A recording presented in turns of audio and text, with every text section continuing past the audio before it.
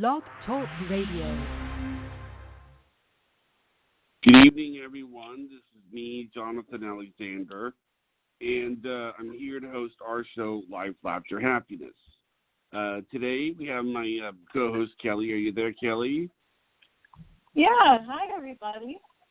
Hi, okay. And we have my other co-host, Barbara. Are you there, Barbara? Yes, I'm here. Hi. Now, Hi. our guest today is scalicki, okay? Yes. And it says that you are the founder of Chorus Animal Relief Effort, right? Yep. Okay. Because I saw a list on here that you have a lot of animals. So I wanted to see who has more animals, you or Kelly. Kelly, how much animals do you have? Name them all. I have 4 sugar gliders. I have 14 bearded dragons, 2 leopard geckos, 1 Chilean rose tarantula, 1 corn snake, 2 Chinese firebelly newts, 2 hermit crabs, and I'm incubating 2 mourning dove eggs, but I don't think they're going to make it because I think they were only supposed to incubate for 2 weeks. So I'm not really counting them right now. You know, it's kind of like don't count your chickens before they hatch. But I tried. Exactly. Yeah. Doesn't hurt to try. Exactly. So I'm not sure. So is that all of them? Off the top of my head. That would be all of them I have other than feeder insects that I breed. Okay. Trying to think All right, V, you're up. Tell me how many you have. Tell me all the ones you have. All right. So I have a horse, a mouse, a bearded dragon, 2 fish, 2 dogs, 3 snakes, 6 turtles, and 4 cats. And then my organization has 6 plus 4 plus 4, so like 14 kittens and a cat. Okay. Wow. So when you and Kelly get together, I imagine it must look like Noah's Ark. Exactly. Yep. Have you and V ever met? I mean, seriously. Not in person. I mean, if you bought your animals to meet each other, what would that? Where are you located? I am in Skippack, Pennsylvania. Okay, so you're not near Maine, Michigan. No, that's a pretty Okay. good road trip away. Yeah. Yeah, that would But be a it's weird. doable. That would be a weird road trip for you. I'm curious. I mean, you know, if your animals got, well, I suppose you need. Yeah, you could introduce your animals to another. For example, your mouse and your 3 cats. I mean, that would never go over real well, you know, or Yeah, the snakes in your cat.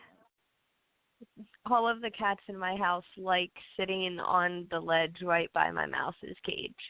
And all but one of my animals was a rescue. Aww. My horse was my favorite rescue, but they're all rescues. Oh, I've always wanted a horse. They're expensive. Don't do it. I mean, it's great, but don't do it. Yeah, Well, that's what I hear. I I'm guess like, I can't even imagine how much I would eat in a month. That's sort of Especially when your horse doesn't have teeth, so you need to buy special hay that's chopped into small pieces, and it's like $15 a bale. Oh my goodness! Wow. I mean, granted, one bale normally lasts him about a week and a half, but he wastes a lot of it too. So it's just really expensive stall bedding at that point. Yeah. He's a picky eater, but I love him so. This sort of leads into my first question, because a lot of times when we talk about taking care of animals, we think we know more about the animal, about taking care of them, than we realize we do. You know, it's sort of like you know, like we look at turtles and we think something. We look at snakes and we think something. Do you understand what I'm saying, Kelly and Barbara? Yeah. Yeah. Yes, we associate, but and I'm learning that even a small turtle or a mouse or anything has feelings just like a cat or dog would have.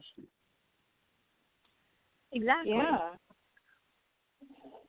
And some people don't think that. Okay, I want to ask you, does an insect too have the same feelings as an animal? I think because their whole body structure, anatomy, and genetics are made up that maybe they feel some kind of like super tiny feeling, but not compared to what we do. But then if you think about it, ants are in colonies, and the worker ants do everything that the queen ant wants them to do. If they didn't have any kind of feeling or emotion, why would they work endlessly just to feed her? It's all relative. It has to be all relative. And a lot of people, they will not kill a spider. They carry it outside. They believe that. They have thoughts. That would be my boyfriend. Have feelings. I hate spiders, but he scoops them up and takes them outside, and I can't even get within like a 3-feet radius of a spider. It creeps me out so bad. I know, but at least you don't kill them. Exactly. I just call him. That's so sweet that he does that. He must be a really sweet guy. He likes rescuing animals as much as I do, luckily. So, I mean, he's always good. Last winter, he brought me home 2 baby abandoned field mice. I think the mom accidentally got into a trap or something. And he sat up with me and helped me try to syringe feed them kitten milk, replace her to at least try to make it. And unfortunately, they didn't, but they put up one hell of a fight. Oh, that's so sweet. That gave me chills. That's so sweet. That's great that you guys share that. Yeah. You won the boyfriend lottery. Because most people look at me like, why do you do this again? It's like, how can I not? Like, seriously. Exactly. You know? No one's going to speak for them. They need us to do it because they can't. Yeah. And so you are passionate about this, starting a foundation to raise money to get food for animals and in need. Let's see your website. I followed you on Facebook. Your horse is beautiful. Thank you. Yeah. So, yes, when did you start your foundation? Tell us a little bit about it. So, here's the backstory behind where Cora's animal relief effort came from, because that's the important part. Back in 2017, I was working for my uncle, running one of his offices because he had a couple locations.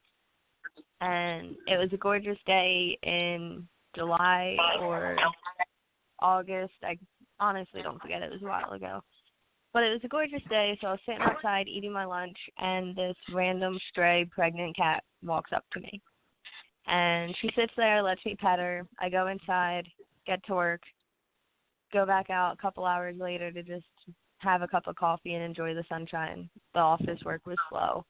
And she came back up to me again. And I'm just like, do you have a person?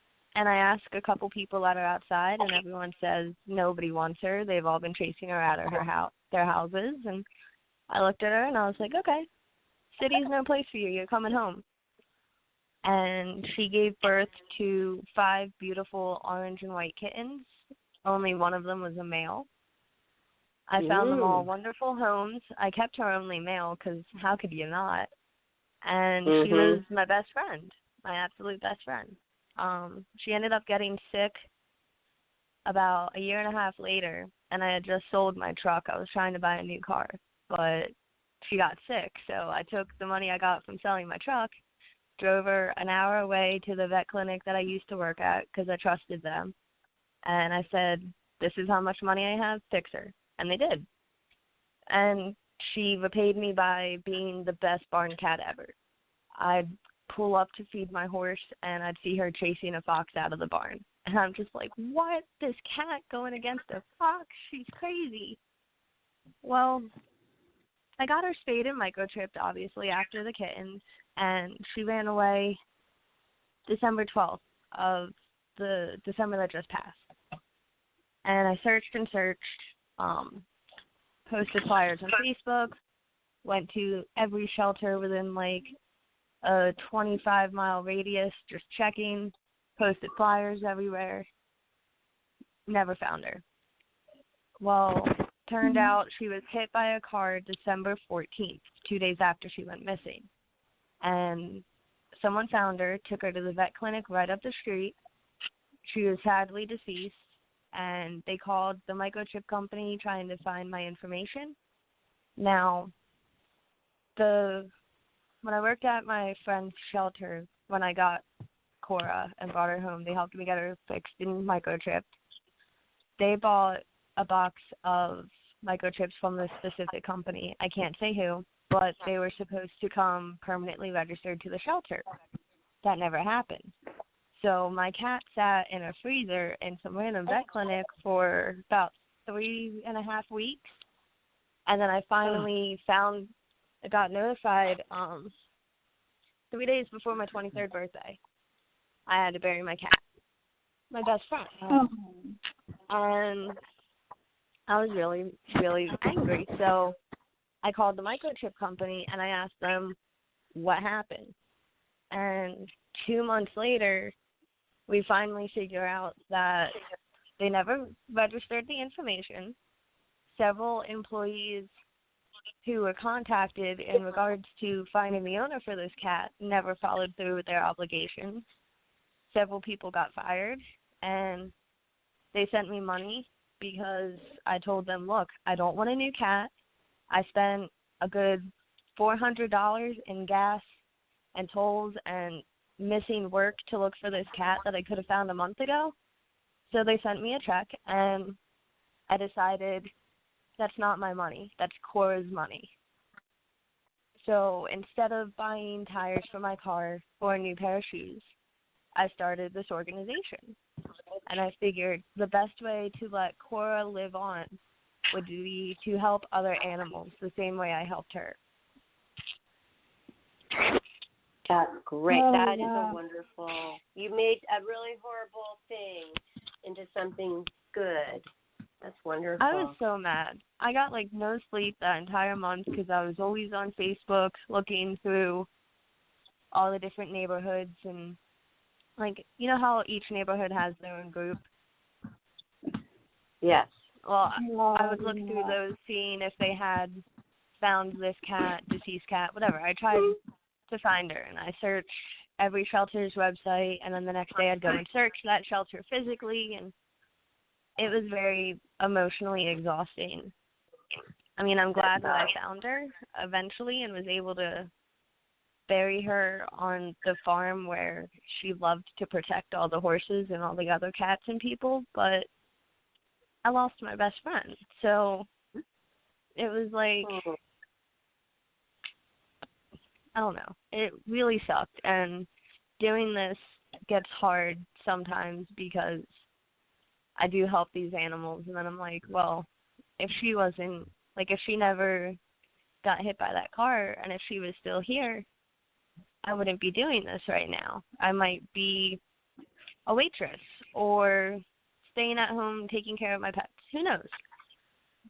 So I kind of feel like the universe wanted me to do this sooner than later, but the universe told me in a very painful way. Oh, that's so sad. But we are proud of you, commend you for what you're doing now because of it. And you grew, and it's so painful, but you've turned something really bad into something very good. And you will see your cat again someday, and she will be with you someday. So I hope you find comfort knowing that, and then she'll even be really proud of you.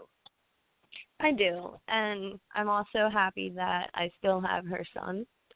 He'll be 2 years old on August 27th, and he's so cute. He's orange and white, like orange back, white legs, orange and white face, and then he has a white spot dead center of his back. And that was why I picked him, honestly, because it was the easiest kitten to pick out of a litter of orange kittens so you can't get them mixed up if it's got an orange spot and no one else doesn't. Right. What a beautiful color. What beautiful coloring. It reminds me like of a creamsicle. He's the horse in the picture I sent you guys for the podcast. Oh, wow. Oh, let me look at that again. Oh, wow. Cats are great. They're annoying, but they're great. Yeah. I love cats. I'm a cat lover. There you go. I agree. I can't even believe someone wouldn't have a cat. They're so sweet. And I mean, every household needs at least one cat. They have to. Exactly. It's just not lonely. It's not a house without a cat and a dog. Yeah. Well, eventually we'll get a dog too. Yeah, there's a lot of work. But I guess we're going to get a bird first before that happens, because I agreed to get a bird. If anybody wants to call in and tell me how it is owning a little parakeet, I mean, actually I do know, because I had one when I was young, and it never wanted to sit on my finger or do anything. I went out of town. This is a sad story, and to visit my dad, and I came back. My mother was supposed to take care of it. She forgot it was there in the family room. And geez. Yes, I can't believe it. I came back and it was dead on the bottom of its cage. She forgot it starved to death. Oh, that poor thing. How do you forget a bird? They're so noisy. I don't know. I do not know, but it's sad, and that's why it kind of put a bad taste in my mouth. I don't even want to remember that. And my daughter now wants a bird, that kind of bird, so badly, and I'm like, no. I've had a very bad experience with that, and I just guess I didn't want to be reminded. But I am going to. Now I'm stronger. I'm a stronger, mature woman, and I'm just going to do it. And she's like, well, don't do what Mother did to you, Grandma did to you. And I'm like, I would never do that. But I never got attached to the bird. So let's see in my future, now you know the story, something good has to come from owning this new bird coming into our life. And it's going to be blue, if anybody has some name ideas. Oh, cool. When I was really little, we had a pair of lovebirds. I remember they laid eggs, but they never hatched. Yeah, and then they escaped their cage and flew away. But I was 4, so I couldn't really do anything. Yeah, not at that time. They really were lovebirds. They were pretty cool. From what I remember, they had really cool colors. What were the colors? They had a light chest and I think greenish blue feathers on their back and wings. Pretty. If I remember correctly.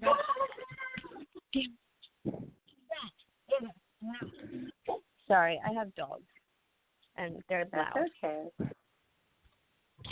They want to join in. Downstairs, puppy. Normally it's my husky who always has everything to say. Well, so you'll probably be very successful with your foundation with somebody you can do it with, your boyfriend, who shares the same love for rescuing and caring for these animals. So how wonderful. Yeah, I'm lucky because not only does he help, but my brother is a huge part of my organization. He proofreads every document I create. He helps me determine if the doctors are approved or not. He's even working on getting us funding and more legal status, because we've started all of the paperwork to become a complete 501c3, but we're not quite there yet. And I've been focusing more on paying to actually take care of animals, so I kind of got to prioritize a little better. And then, but you have, everybody can do something different for the foundation. You can, that's why I think we're getting the word out tonight. So you can find these people. So you can put your energy where you're passionate about taking the care hands-on, so somebody else could do the paperwork or the numbers or the research, things like that. So that's great. It is really great because he comes up with a lot of really great ideas. We're doing a pet fair in September to kind of raise awareness, raise donations, things like that. And I asked him what kind of things we should have on display, and he was like, well, this organization started because you were doing care packages.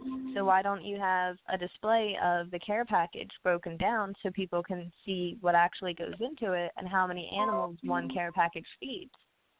And I thought, wow, that's actually an amazing idea. That I didn't think of that. And then he sat there and he made like a little mock demonstration of it, and it was just, I was really touched because long day. I haven't always had supportive people in my life. So the fact that my brother and even his girlfriend joined in helping me, they've been so supportive and so helpful that I feel like this is the right path. Because why would they help me if it wasn't? I have a question. Oh, that's a good point.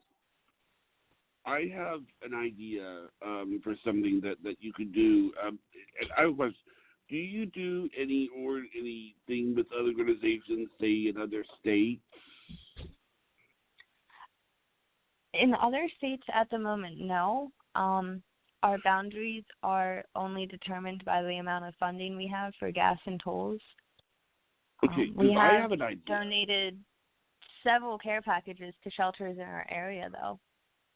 Okay. Well, I have an idea. It's just a suggestion, because I noticed, like, at the beginning of we have a video software that we use for the show, scalicki. And I guess I want to run it past the both of you, Kelly and Fee, and we can have up to 75 people at once on there, video casting and simulcasting, split casting. And I thought, wouldn't it be neat if maybe you and Kelly combined your efforts and then had, say, 50 different organizations from 50 different states chatting to each other on video?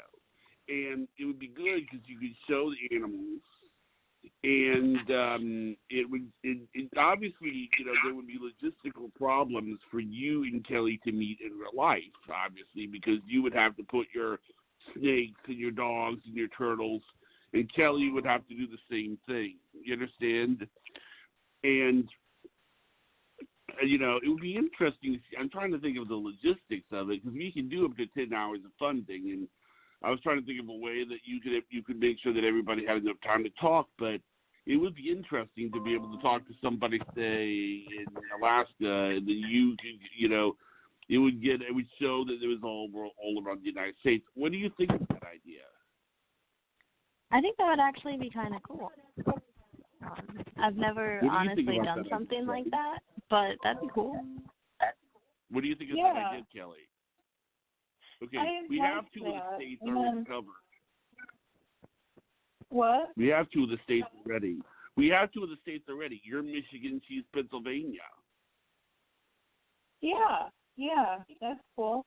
So we have 48 I'm left. trying to figure out, like, the paperwork for mine to apply as a 501c and see, is there any, other than saying that you're nonprofit, with the having your 501c, is there actually an advantage to it? Like, do you get any government help if you have that?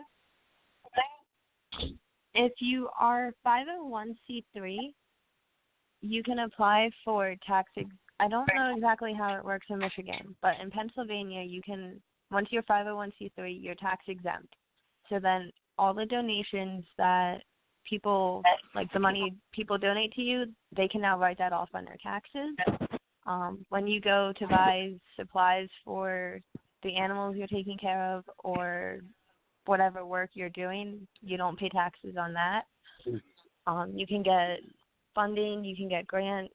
It's easier to get larger scale donations, and it's just a really tedious process to get there, and you have to keep very, very accurate records of money going in, money going out, everything you do, inventory.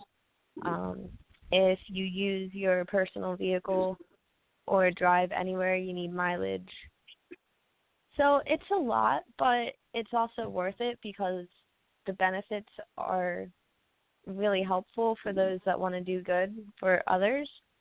And it's also helpful because then people who donate feel more secure than if they would just donate to, say, Jack off the street, you know? Oh, Right. yeah, that makes sense. Yeah. That might have been a bad explanation, but kind of the same point. We get that. Yeah, and, you know, that would be cool if I had donations, but I've only had one donation. I mean, I had my birthday party, but we're going to school or a church, but it's not very much, and it really, you know, it's all self-funded, and it really, It's hard. Yeah. So, we've gotten, I think, 2 or 3 cash donations, and the rest of whatever money we've gotten that's not out of our board members' pockets has been from adoption fees, and that barely covers the cost of the animal or the gas or care for the next animal. But these animals need help. They didn't ask to be put in these crappy situations. They didn't ask to be unvaccinated for 6 years, and now they're sick. So someone's got to do it, and if no one else is, why not me? I don't mind working a million jobs and being tired all the time. If it's saving my cat Cora off the street or the kitten me and my brother saved from a swampy wooded area, that's a life saved. That is now an animal who knows love, who knows a warm place to sleep, full tummy, great medical care, totally different than what they experienced maybe a day ago or even a week ago. Yeah.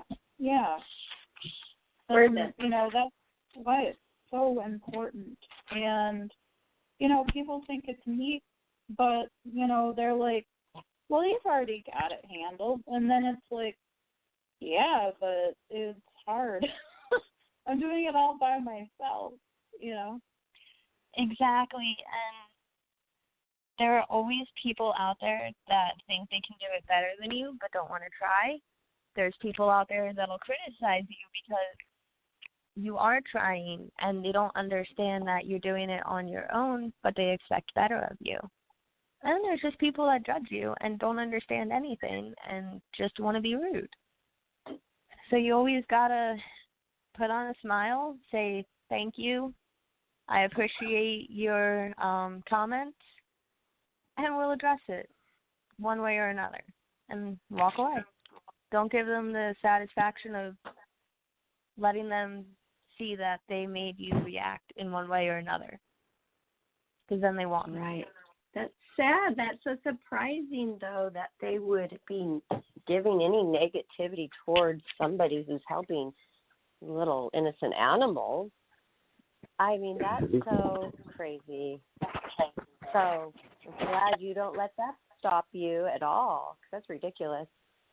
The worst that I've dealt with lately was I drove like 2 hours away to a random town called Frystown.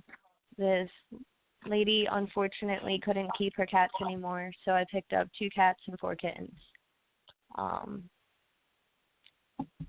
I adopted one of the cats to my mom, and I figured, okay, he'll be an indoor cat. I scheduled an appointment to get him his vaccines and get fixed. Well, he ran away before that appointment.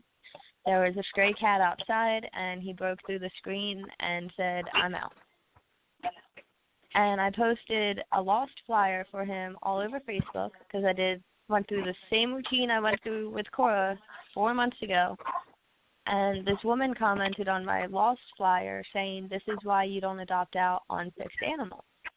And that kind of hurt because I was really upset about this cat running away. I felt like I failed him because now he's scared.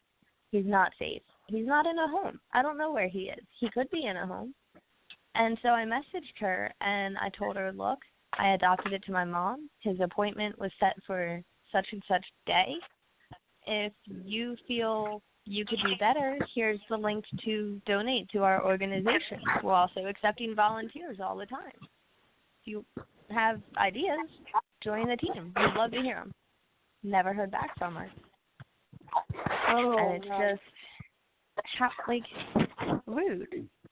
That is such a good response, though, to tell him, well, if you could do better, because it's so easy to criticize and then they run away, hide. But that is such a really great response. And you never know what a person is dealing with. You never know what an organization is dealing with. It could be the best thought-out organization on paper, but if you don't have enough people on your team and it's just you and, say, 3 or 4 other people running it, how much are you really going to get accomplished in such time if you and the other people helping you run it have families, have jobs, have their own responsibilities, and now they have to try to make this organization run with maybe 1 or 2 active volunteers? So you really got to look at the whole picture before you criticize anyone. That's right. And just don't even criticize ever, because that's what we're all about, life, laughter, happiness. We're about always, with every situation that we look at, we're looking at it with love and the best, most kind attitude that benefits everyone. So exactly, we always say, this is how you approach everything in life. And it would be such a different planet if everybody did that. It's frustrating that they can't. And that's one of the things that I believe in as well. I believe that everyone should be treated with the same respect that you give them. Now, if a person comes at you and starts disrespecting you and won't stop after you've politely asked them to walk away or change the subject, then that's a different story. Then that's them telling you, okay, this is how I want to be treated. I think it's okay to disrespect people, so I'm going to. And you have to protect yourself. Exactly. You have to have a backbone. Yes, and that's just too bad that the whole world can't have peace and love. And it's, a lot of people say, oh, that's what I want, peace. But then they're always arguing and putting down the other person who believes differently. So we are just going to have to keep on doing what we love and what we're passionate about, and we just can't let those people bother us or stop us. Exactly. And I mean, that used to be one of my biggest problems. I used to be a total pushover, and I would let people treat me horribly, and I'd be fine with it. I'd keep going back to them. And then after a while, I was like, no, I'm better than this. I've achieved this much on my own. I don't need their criticism. I'm not going to let it bring me down, but they're going to know that what they're saying or doing is not okay. You have to treat people decently and like they actually matter. That's right. That's good. That it's like maturing and having experiences and then becoming better instead of letting it make you bitter. Some people let all these little things chip at their soul and heart, and they become bitter. So you're going in such a great positive line. I can feel your energy is so good. Don't you feel this, Johnny and Kelly? Her energy is amazing. Yes. Yeah. I mean, I'm not going to lie. I really don't like people, only because I know how they can be. A person can be your best friend and then the next minute try to ruin your life. But I will always give people the same respect. I will always treat them nicely, even if they seem like they're having a really bad day and they could just use the extra, hey, you're doing great. But I definitely like animals more. If an animal bites me, pees on me, whatever, I know they're just scared, or they're mad, or they just really don't want to be here. But it's not against me. They're just trying to tell you something. That's right. And a lot of people say, I love animals because, they never leave. Sometimes they do. They get out by accident, but they don't leave you, and they're just like, it's unconditional. And that's what I want. Like, I love people. I want people to love me unconditionally because we're only human. We're going to make mistakes, and exactly. Yeah, we don't want to be afraid because if you're afraid, you get stifled. Exactly. And I mean, everyone makes mistakes here and there. Some people make giant mistakes. It's all about how you learn from it and make yourself better and change your perspective on things so that you don't make that mistake again. And surround yourself with the people that like if you make a certain mistake, it's a mistake that is big, not a mistake just in their eyes because they're so picky and that. So when you said that your boyfriend was on the same page as you, or even more with the spiders, taking them out, that I really connected with that because that means that you are going to be very successful because you're surrounding yourself with the people who are on the same page, like your boyfriend's brother or sister, right? Or your brother and your boyfriend's sister. They're all on the same bandwagon. So they're believing in you. It sounds like you really you're good at like creating the circle of people around you that you need to be successful with this foundation. Exactly. And I mean, it's taken a lot of trial and error to see who actually sticks in your life for the long run and who just pops in and out. But I am very happy with the circle of people that I have. They're all very supportive and very loving and caring, and they even deal with me during the hard times. So I had to give them extra credit for that. That's wonderful. And don't we all just, even if somebody's not totally like hands-on helping your foundation, but just having somebody to say, hey, I love what you're doing, that's acknowledgement. People need to be acknowledged. That's really important for a human to just say, hey, you're doing great. Do you know how far that goes with somebody? And so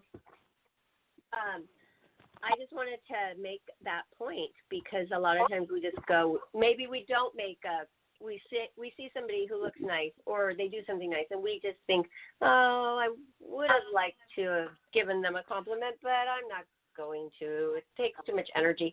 But give those compliments. Acknowledge people in your day.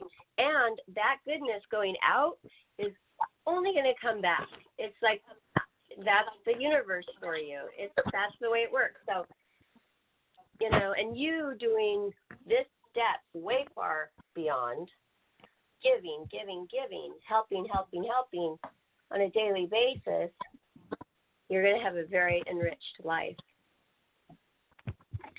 I try. I mean, I had kind of a really crappy childhood, for lack of a better word, and I looked at my childhood and thought, I want a life better than this. I want to do what my dreams have always been. And I've always focused around animals. I've randomly brought home wild animals, stray animals that my mom didn't even know about till a week later. But I figured if I'm doing that, then might as well make a profession out of it. It's not going to happen overnight, but I can work towards it. That's right. Yeah. Just keep plugging away day by day.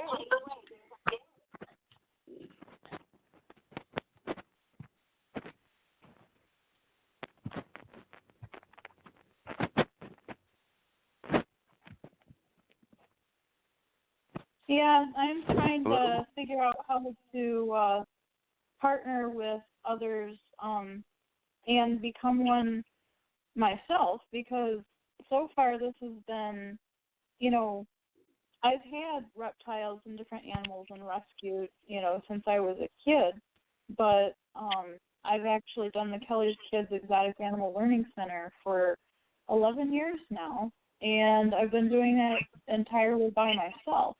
And, I do that because there's so few around here that, they're mostly just dogs, cats,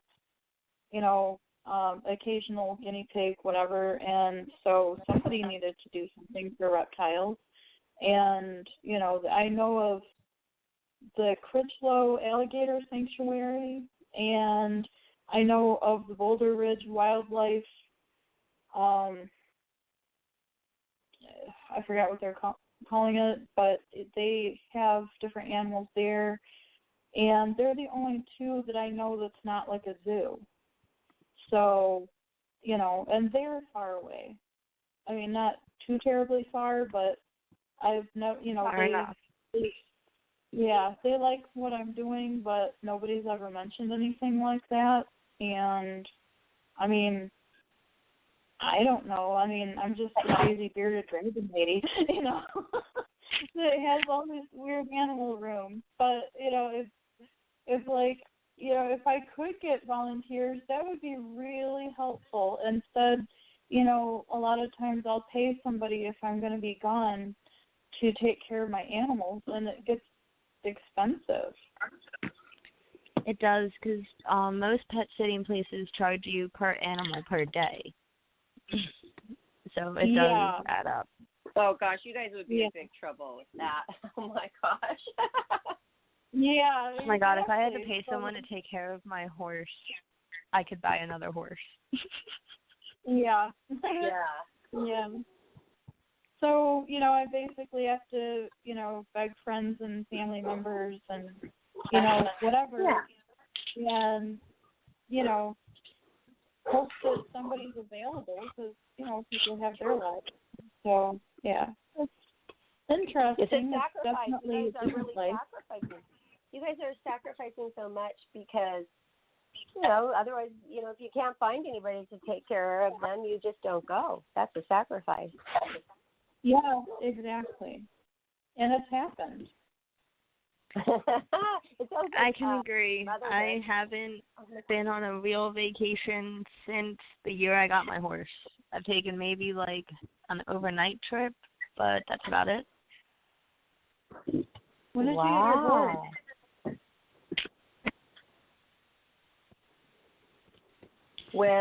your horse? When did you get your horse? 2017. About a month before I got Cora. Mhm. You know what? Maybe there's some young person out there, like a young, 12, 13, 14-year-old child that would just love to do it just for the love of being around the horse. Or do you ride your horse? I do. He is kind of old, but based on his breed, he's supposed to live roughly another 10 years, I hope. So last summer we did pole bending, we jumped cross rails, I set up barrels in the riding ring, and he did the barrel pattern wonderfully. He likes trail rides. He can run faster than any other horse at my barn, and he's 33. Wow. So he's amazing. Wow. Just what a little food, water, and extra love can do. Yeah. I came up with this idea, this thought right now for you, because it sounds like you need to have a little help. And, with the care of just like the babysitting maybe, or the cleaning of the stalls. I used to clean the stalls for my girlfriend's horse every day after school, just because she was teaching me how to show her horse. She was showing with her sister. They both had horses. And the payment for her to teach me everything she knew and to do like one show, which I did, one Western Pleasure show I competed in. She taught me everything that she learned in 4-H. And I washed her horse, dressed it, and I cleaned the stall every single day after school. And then I did my show, and she rode her horse, her sister's horse, in the same competition, and I actually won. I got the blue ribbon. I was 10. I got the blue ribbon in the trophy, first place, and she got second place in the horse show, Western Pleasure. It was so great. So in a different way, maybe you can find a young person who would be really wanting to be around a horse or go on a trail ride or just take care of it. It's fun, and you could teach them how to clean their hooves and do all that kind of thing. Maybe there's somebody in the neighborhood who would help you. It's possible. I do know that my friend Hannah enjoys coming to see him, and when she comes to visit him, she grooms him and does his hooves and cleans his stall. So that's nice, but she's not there every day. Once she gets her driver's license, though, she's only 16, she'll be coming to the barn a lot more to help me out. But in exchange for her helping me with him, I let her ride him because she doesn't have a horse of her own. Her parents won't let her get one because they're too expensive. I don't blame them. So I figured you've been my friend since you were 13. You can come ride my horse. Just clean up after him. That's all. Same thing. Well, I guess you kind of do have that going on then. So that's great because also you're going to help that person, your friend, have a more fulfilled life and know how to ride a horse. When you get older, you can do more. Like, I made sure that my daughter took lessons, but a lot of families don't have money to offer that, and it's expensive where they live.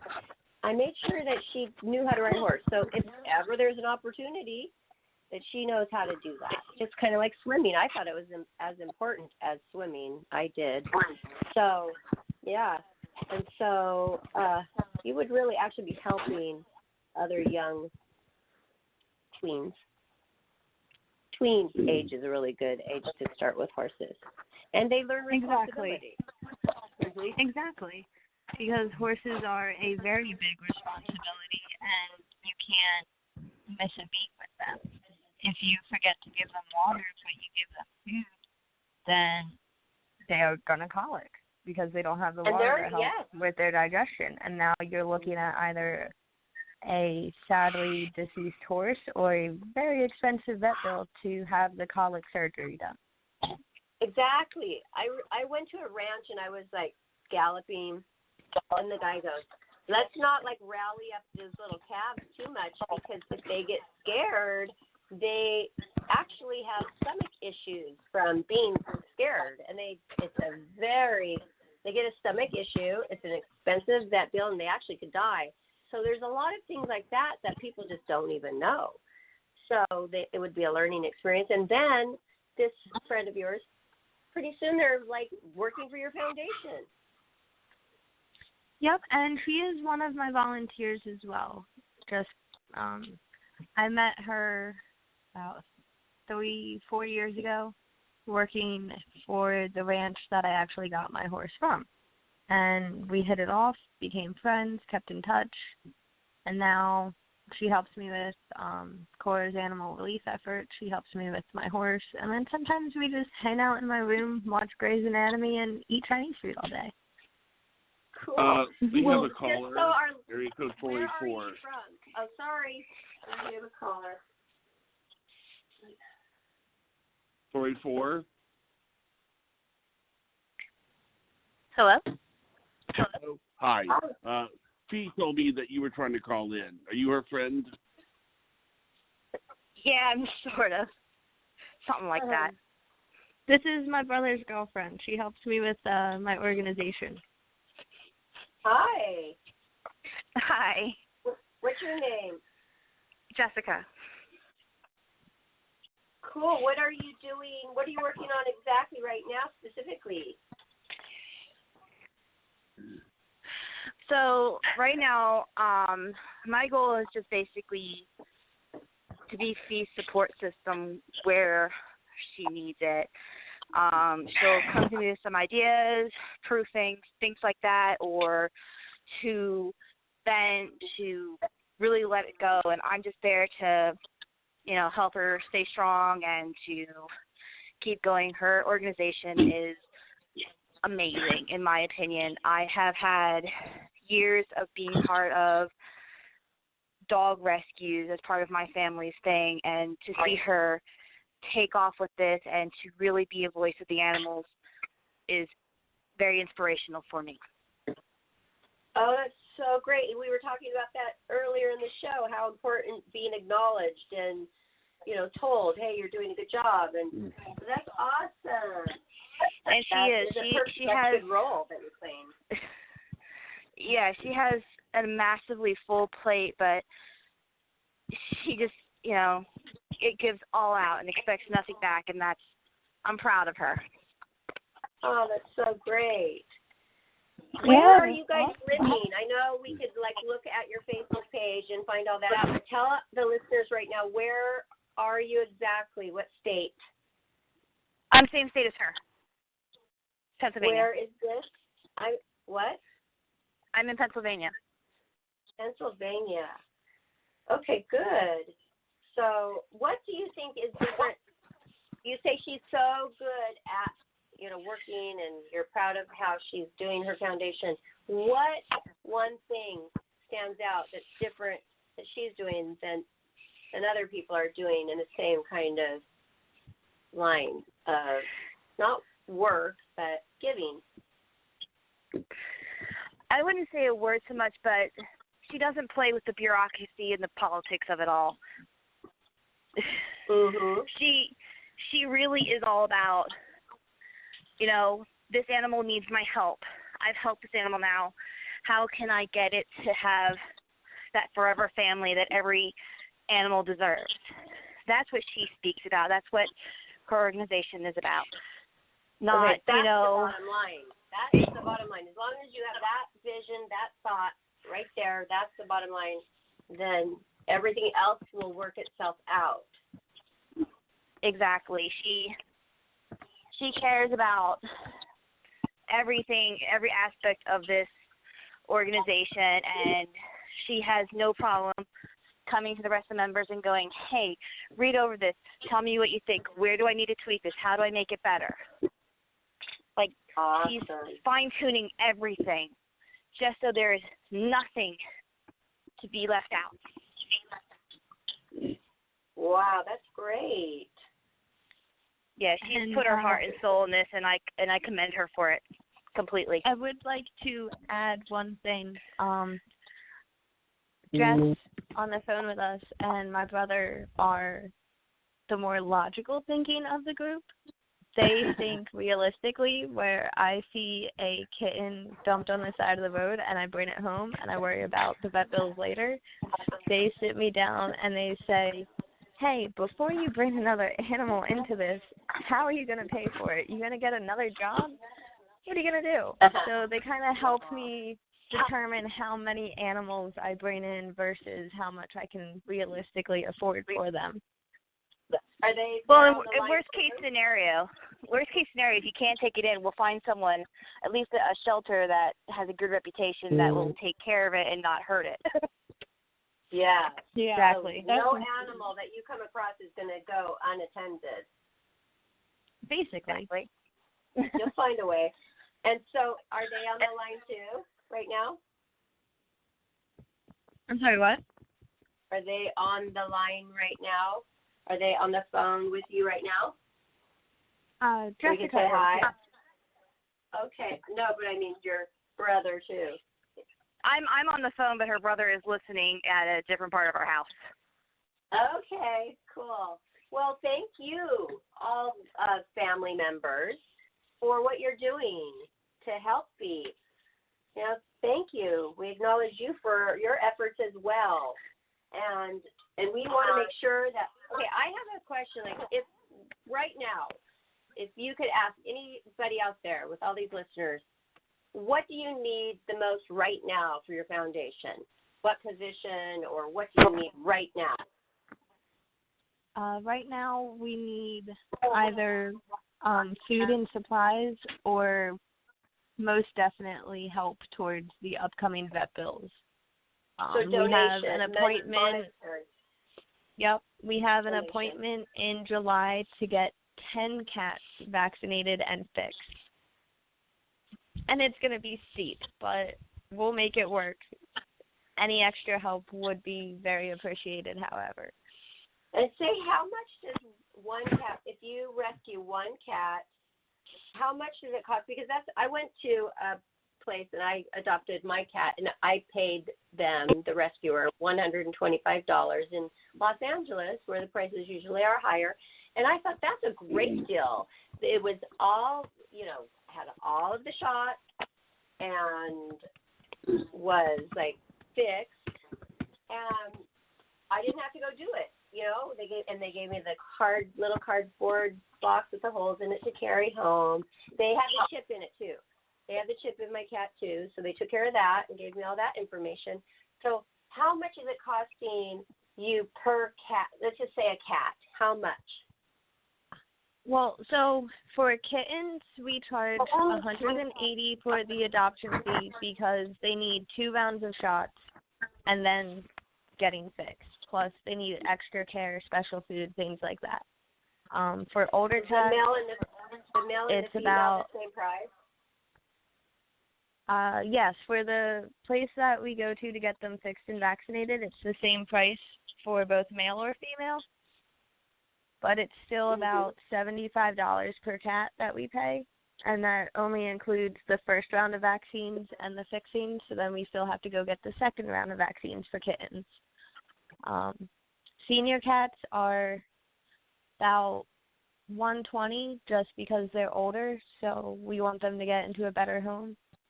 And you have 14 of these coming soon. When is that? Picking them up July 19th. So you need a lot of donations and large donations. So we want to get that out to all the listeners, and tell us where we can find you and your foundation on what social media. Facebook, I know that. I've connected with you there. You can find us on Facebook by searching either facebook.com/Cora Cares or type in the search bar Cora's Animal Relief Effort, and you'll see a picture of Cora next to the name. And then we also have a Gmail that you can email us at, and that's just coracares@gmail.com. Okay, great. We just want to try to help you get the word out to everybody, because it's not like, someday. We need it now, people. We need donations to help her wonderful foundation right now. So if you find it in your heart to donate, that would be we would be so grateful. And we have made it super easy for people to donate. If they go to PayPal, they just type in our email address and they can donate through PayPal and know that the donations they send is helping us get vet care, helping us get food and supplies, and pay for gas to drive 2 hours to randomly get kittens. So definitely, and to house them and feed them until they're adopted. We're not just talking about the shots and the all of the things that they have to have before you let them be adopted. But we're talking about the toys and the food and the catnip and food and water bowls and cat litter. It all adds up, especially when you have 4 kittens in your bedroom and they go through litter and food like crazy. That's what I'm dealing with now. I'm down to 2 in my room right now, but I was at 4. Luckily, my friend owns an animal rescue, and she partnered with me, so I was able to put 2 of the kittens in a pet store via her organization. And luckily, we got an adoption application today, and the gentleman put down a deposit on her, so she'll go home very soon, and we're very happy. Yeah, but I was going to ask, isn't it kind of sad, though, because I'm sure, obviously, you get attached to oh my God, these animals. I want to keep all of them. How do you deal with that? Yeah? How do you deal with that when you're attached? It's kind of hard because you have to sit there and constantly remind yourself, this isn't my pet, this is an animal I'm trying to save. It'll have a forever home, but the forever home isn't me. We did get Yeah. Go ahead. We did get a turtle relinquish last week, but I couldn't say no, and it's now my turtle. Really? But turtles are easier than cats or dogs. I was wondering. So you don't deal with it sometimes. You say, no, I'm not going to deal with it. I'm keeping it. Yeah, but sometimes I can't say no. Like, that's how I got my bearded dragon. That's how I got my mouse. They were just supposed to be relinquished to my organization, and I was like, you know what? You're pretty cool. I'm going to keep you. They are cool. You could ask Kelly about how cool those are. Right, Kelly? Oh, yeah. Yeah. I only have 14. Yeah. They are so cool, though. I've held one. Thank you. Like them. Mm-hmm. And you And know what? each animal has a different personality. I don't get to meet her animals. You know, Kelly, I was thinking, when you come out to meet me, that's cool. But I feel like, oh my gosh, I'm going to have to come out and see your place sometime in the future, too, so I can meet all your animals. Oh, that would be great. Yeah. Yeah. I'd love that. Okay. Awesome. I always love it when we have a person on, like, anything with animals. I love that day. Yeah. I really do, yeah. Yeah, and you could bring Priscilla. I bet she'd bond really well with the animals.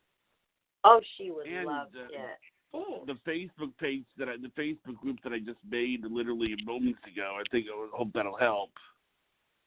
Okay, thanks, Johnny. I made to it. Thank you. And you don't know about the Facebook group, Barbara, but I literally moments ago I had an idea. And what I did was I decided to make a group called the League of 50 Groups, animal groups, where I want to have 50 animal groups talking on Blue Jeans all at once. We have two of the but I thought that, not just interviewing them, but have it be like a Facebook group so that they can help each other out, because there may be a logistical problem with me and Kelly actually meeting, because, with all the animals that Kelly has and all the animals that Fee has, But we have two of the states. So, I mean, if you want to, see what you can do to get maybe someone from California, maybe, or... Well, the one that we are... Remember our press agent, Jordan Carlton Shaw?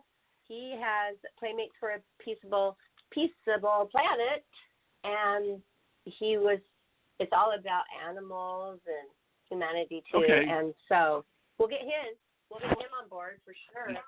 To join the group. Okay, that's fine. Oh, that would be great. Of course. Yeah, thank you.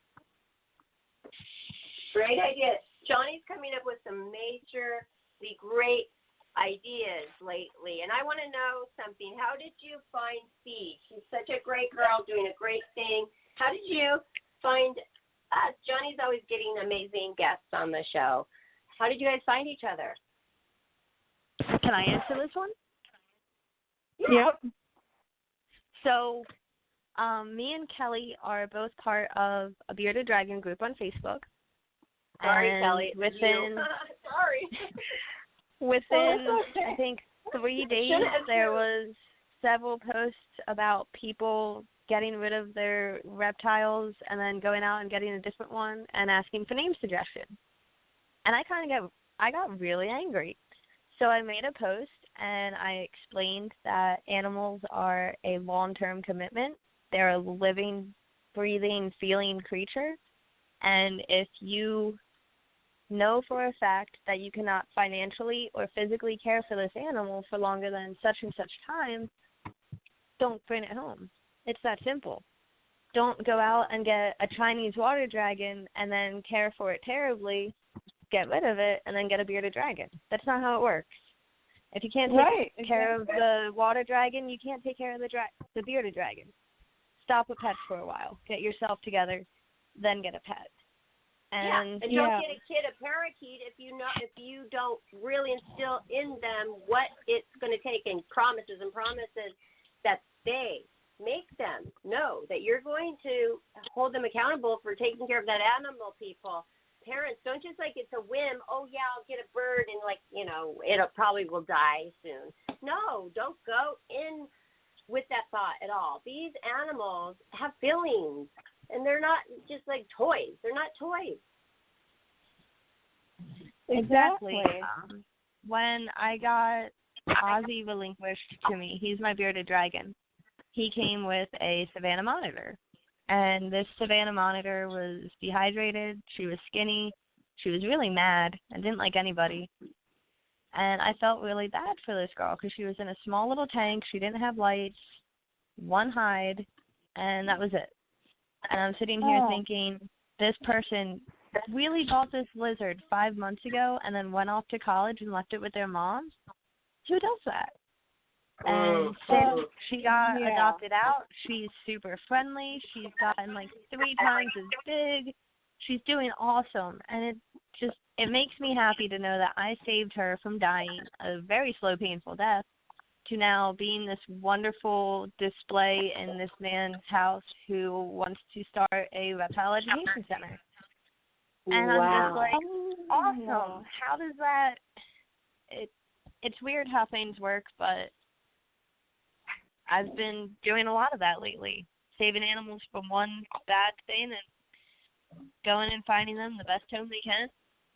And every animal has absolutely thrived in the new homes that I've gotten for them. Oh, because I do check up on them. I'll text or email the new owner various times within the first couple months. I'll ask for picture updates. Sometimes I'll even ask if they want to get together so I could see the animal. And they always say yes. They always send pictures. I had a really heartwarming story, and I get to see the dog that I saved about once a month, and she's always so happy to see me, and she looks better and better every time I see her. So it works. That's good. That helps you. That helps with that question I had earlier of like, how do you deal with when you get attached, letting them go? But if you know that you can still probably stay connected that way, and that's so great with social media nowadays, that it makes it easier for you to do that. Yeah. Yeah. Oh, exactly. Kelly, I really love this idea. I love this idea, you guys, about starting this group. Thank you, Johnny, because now we can put our questions, we can, post our questions there. Like earlier before the show went live, I was telling everybody that I've decided to let my daughter have a parakeet, even after that bad thing happened in my childhood with one. And I have questions. I have questions, so I can post it there, and I'm sure there's tons of people who would be able to give me answers or links to important, like, websites they've found on how to care, or, like, tips, just tips, because they, like the animal that you were talking about, Fee, that you just rescued, that it just started thriving when you took it over. It probably felt immediately your energy. I mean, they feel it. Everything's about energy. They feel it. Yeah. Exactly. Yeah, so I'm going to be dealing with all these people who have energy, love energy for animals now with our new group. Oh, that's going to be awesome. Yeah. And you'll have so many different versions of advice. And let's say there's a person from Alaska in the group, and they have a care regimen for the animal in question that's completely different than what you're used to. But then you give it a shot and you're like, hey, this works great. Thank you, Alaska man. That was really terrible. I'm sorry. Kansas person who might be, okay. And I did just invite my friend Sam to the group. She's the one who owns the animal shelter that I've recently partnered with. She started it about 10 years ago. She's about 10, 20 minutes up the street from me. Oh, okay. Oh, so she's in Philadelphia. She's in, okay. All right. I wonder how long it's going to take for us to get all 50 estates. That's going to be interesting. Yeah. Well, I do have a friend So my friend Sam, she owns the rescue, but there's also a woman who helps her run it, and her name is Kathy, and she lives in South Carolina. So if I add her, now we have Pennsylvania, Michigan, Barbara's California, Kathy is South Carolina. We got a good little group going. Barbara doesn't have an organization, though, does she? I'm talking about 50 I just people know that of our own an friend. I organization. mean, that would count. Like, okay. I mean, my recommendation. Yeah. Yeah. Hey, It's 50 people who all own 50 organizations. Not just 50 people, but. Well, you have that makes sense. Own it. Okay. I wonder how long that would take. But we have Michigan and we have Pennsylvania. You're from Pennsylvania, right? Yes, sir. Okay. So we got Michigan and we got Pennsylvania. We have two of the states. Barbara knows somebody in California. No, remember that lady we had in California that we had on the show, the cat lady, the cat house. Yeah. Oh, we can ask her. Let's ask her. Yeah. Let's ask her. I know there's a animal rescue organization that I follow their page on Facebook. It's called Every Pet Needs a Home, not for profit, and they're based out of Ohio. They don't have a facility, much like me. I run off of foster homes or whatever animals I can stash at Sam's shelter. And they just recently got their 501c3 status, so they might be able to help us, me and you, Kelly, figure out how to go about the paperwork and the proper steps and everything. And they would be really great to add to the group as well, just because they help every animal they can in Ohio. They help cats, dogs, small animals, reptiles, whatever. If it needs a home, they help it. I like the kind idea. of like I do. If it needs a home, I help I like it. the League of 50 because what it does is sometimes one animal may be more populated in one state as opposed to another. Like in Alaska, there may be more fish, whereas in Michigan, a lot more there huskies may be in more Alaska. Well, huskies.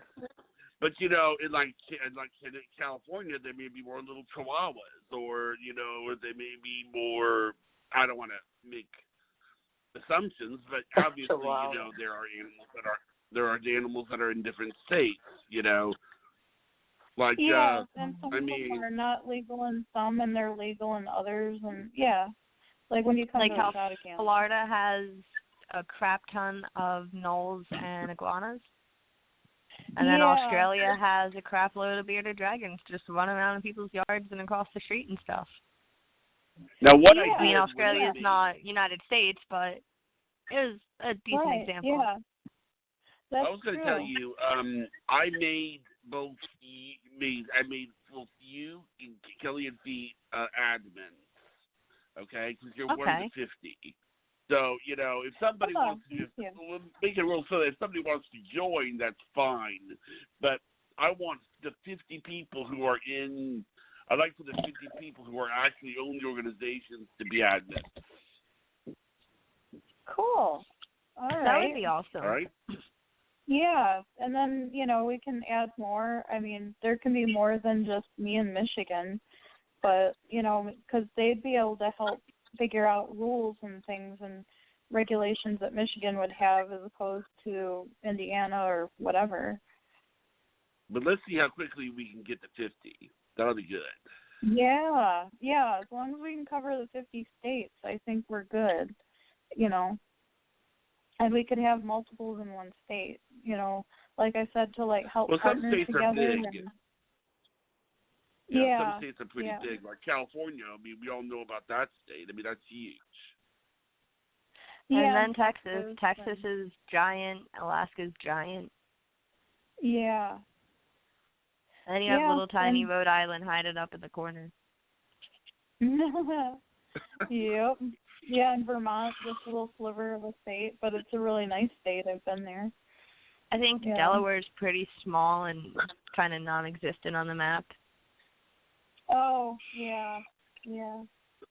You know what, you Yeah. guys? There was a wonderful doctor that passed away, a really good friend of mine, Dr. Frank Ryan, and he had a ranch called the Pony Ranch, and it was a foundation.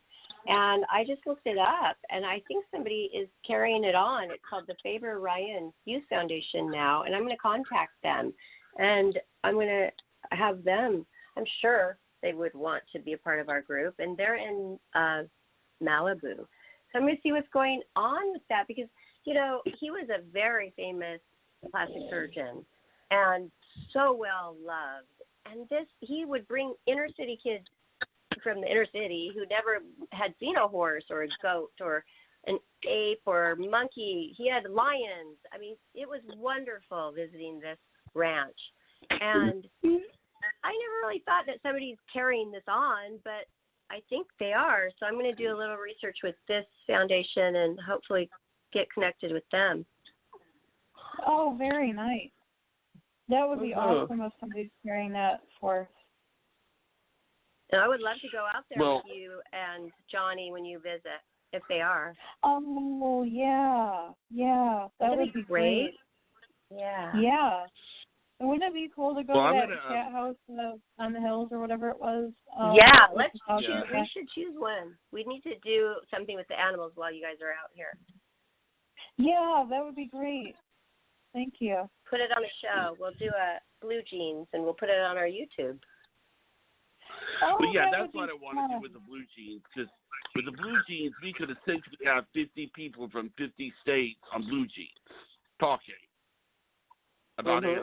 Yeah. Because, see, it would be hard to get Fee and Kelly in the same room with their animals because, I mean, you know, that would be one big truck. I mean, you would have to put, you know, all the sugar gliders in the back seat, and can you imagine if Kelly got pulled horse over? trailer. Officer, I'm sorry, but you know, I've got. No, I mean, there's a logistical problem there.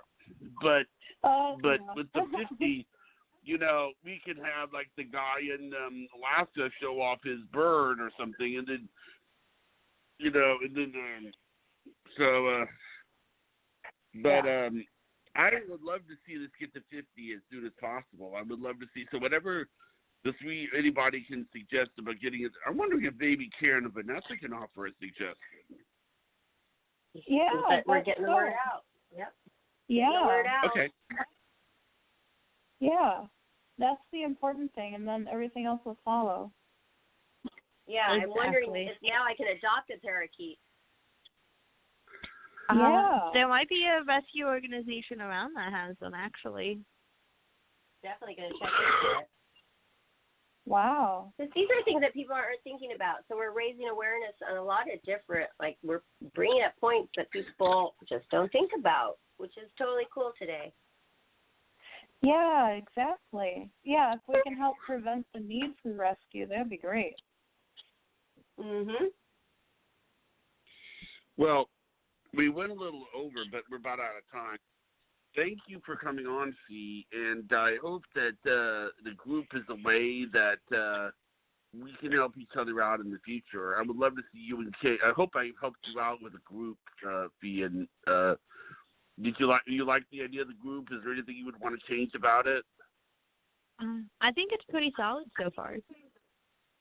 Okay, good. Great. Thank you for coming on. Thank you, Kelly, for bringing her on. It was. You're welcome. And I hope the group helps you build up a network.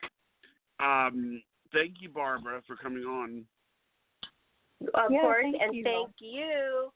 Yes, you're welcome. And thank you for having me, by the way. This is for awesome. my job, which I do every day. Oh, and thank you so much for all of your family and friends, Fee, too, for listening. And thank you guys for supporting this wonderful young woman. And good luck in everything. We can't wait to have you back on the show often. Yeah. Thank you. Me too. Thank you, everybody. Yeah. Thank you. Good night, everybody. Bye, everyone. Good night, guys.